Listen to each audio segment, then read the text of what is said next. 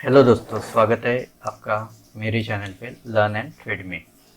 दोस्तों, most of the लोगों के पास LIC स्टॉक्स अपने जहाँ से ख़रीदा था, मेरे ख्याल से जब IPO आया था, हो सकता है तब से बहुत से लोगों के पास ये शेयर अभी भी उनके पोर्टफोलियो में होगा। मेरे भी पोर्टफोलियो में अभी तक है।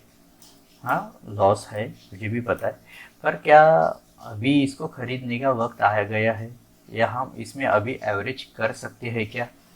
दोस्तों, LIC में अभी कुछ दिन पहले डिविडेंड भी दे दिया था, जो कि करीब करीब ₹1.5 का है। आने वाले दिनों में भी हमें डिविडेंड मिल सकता है। दिनों में मतलब आने वाले सालों में भी हमें डिविडेंड मिल सकता है। हाँ, पर मुझे पता है कि यहाँ से आपका लॉस बहुत है, और ₹1.5 डिविडेंड इतना कोई बड़ा होता नहीं। पर यहाँ से अभी हमें यहाँ से आने वाले दिनों में इसमें प्राइस ऊपर जाते हुए दिखेंगी या नहीं दिखेंगी, इसके ऊपर हम छोटा डिस्कशन कर सकते हैं।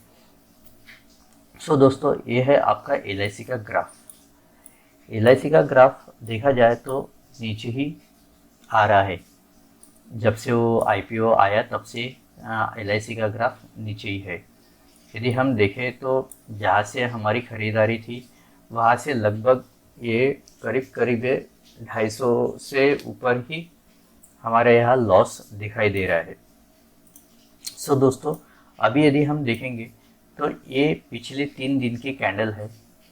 ये पिछले 3 दिन की कैंडल है, जो कि एक अच्छा खासा हाई दिया था, जिसके बाद बेरिश कैंडल फॉर्म हुई थी। अभी जो आज की कैंडल बनी, वो एक बहुत अच्छी कैंडल बनी। जस्ट इसका ऊपर जो ये बेरिश कैंडल बनी थी बीच में, इसके ऊपर क्लोजिंग नहीं दी। हाँ, पर मुझे ऐसा लगता है कि यदि सपोज इसके ऊपर यदि भाव निकलता है, इस कैंडल का जो हाई है वो करीब करीब 678 रुपये, 678 रुपीज़ है। 678 रुपीज़ के ऊपर यदि भाव निकलता है तो मुझे लगता है कि मैं एकदम बड़ा तो टारगेट नहीं दे सकता, पर मुझे लगता है 700 का टारगेट आ सकता है।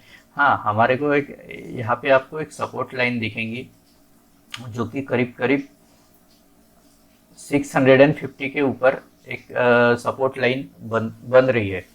दोस्तों, यदि हम इसका एसएल देखें तो 648 का यदि हमने एसएल रख दिया, 648 का एसएल रख दिया, और हमारी जो प्राइस है 678 के ऊपर यदि हमने बाइंग करना शुरू कर दिया, 678 इसका इस कैंडल का हाई है। यदि 678 के ऊपर यदि हमने बाई कर लिया तो मुझे लगता है 700 तक ये टारगेट दिला सकते हैं। आने वाले दिनों में यदि आपको लगता है कि ये और भी टारगेट बड़े दिला सकते हैं, तो आपको एक स्ट्रिक्टली स्टॉप लॉस तो रखना ही पड़ेगा। 648 का स्टॉप लॉस बहुत ज़्यादा नहीं है, करीब करीब ये 30 रुपये इसका स्टॉप लॉस है। और आने वाले दिनों में यदि ये ऊपर जाता है तो हमें अच्छे खासे और भी नए टारगेट निकल के आ सकते हैं।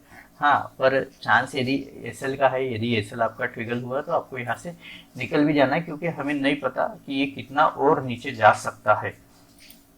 यदि आप एक लॉन्ग टर्म के निवेशक हो तो आपको जब जब ये नीचे जाता है तब तक आपके पोर्टफोलियो में इसे ऐड कर सकते हो, पर ये आपके ऊपर है, आपके रिस्क के ऊपर है। दोस्तों, ये था मेरा एक छोटा सा एनालिसिस। आपको यदि इसमें एंट्री करनी है तो 678 के ऊपर एंट्री कीजिए और 648 का एसएल रखिए। दोस्तों, यदि आपको मेरा वीडियो अच्छा लगे तो प्लीज़ मेरे चैनल को लाइक, शेयर एंड सब्सक्राइब करना ना भूलिएगा। धन्यवाद।